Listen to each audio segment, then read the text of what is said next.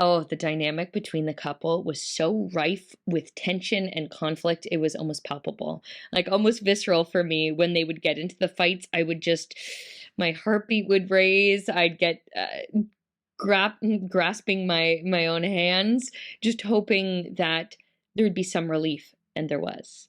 And that was The Green Woman, and these retreats to flights of fantasy and, escapism, which was really fun to explore as an audience member as well.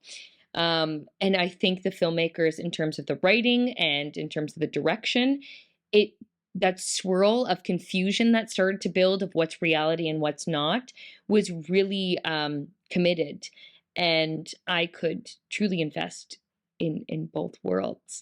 And the buildup of the tension and the stakes made that moment near the end of recollection of clarity and truth a brilliant fall that I almost couldn't breathe until it was over. I never saw the ending coming, and I think that was so satisfying.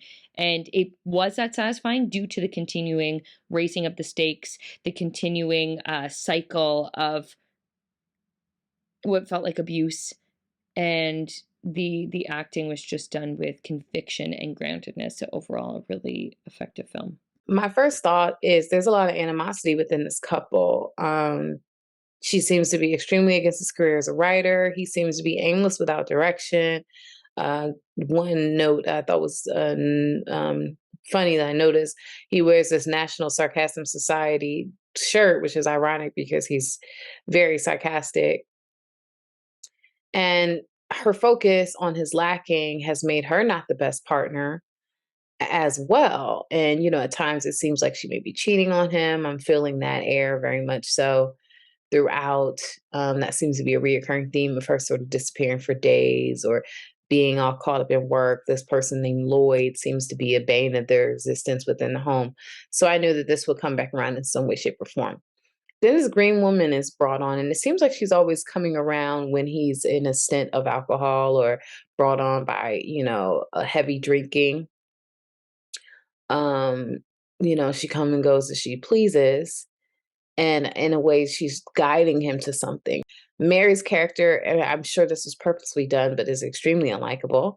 At some point, he does break things off with Mary, but he also loses his job in the meantime. In this job, that she kept reiterating on not being the best job, on not being a job that he's moving forward. It's him being complacent, and it's like almost like Mary is his inner voice, that voice inside us that says we're not good enough, we're horrible, we're overweight, we're drinking too much, we are not moving along in life. That inner saboteur is for me what Mary represented.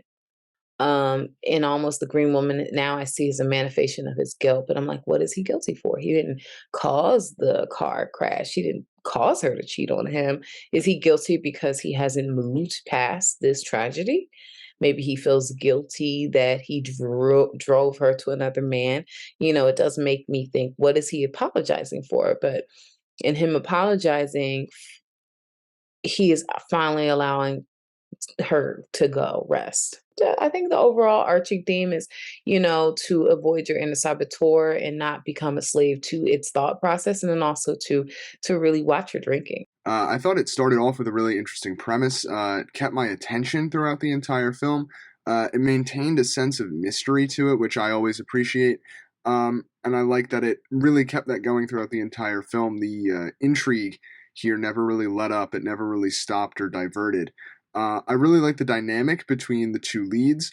I thought the way that they played off of each other and the way that their performances worked together made up for the fact that their scenes could sometimes be repetitive. It seemed like they had the same argument a few times, but as I was saying, uh, the performances make it work.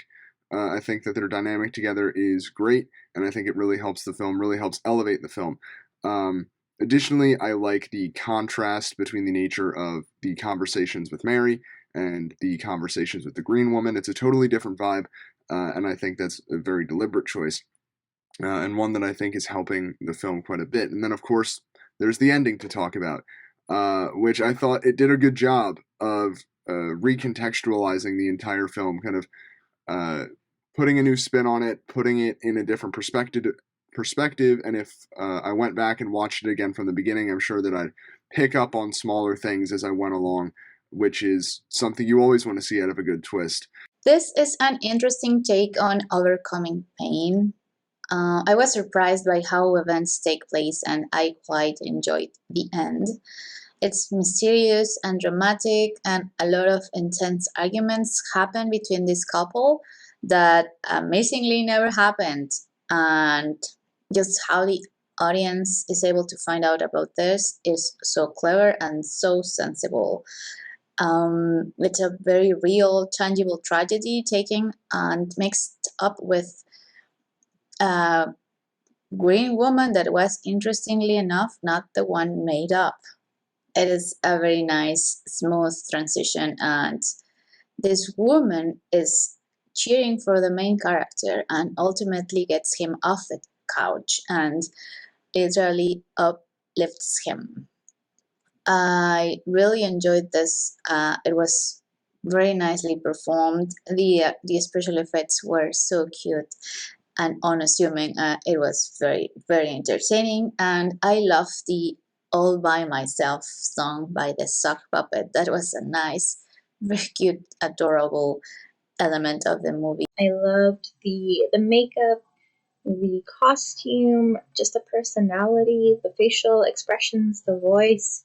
A really intriguing and mysterious character, very enigmatic throughout the movie. I was really curious about her and her backstory.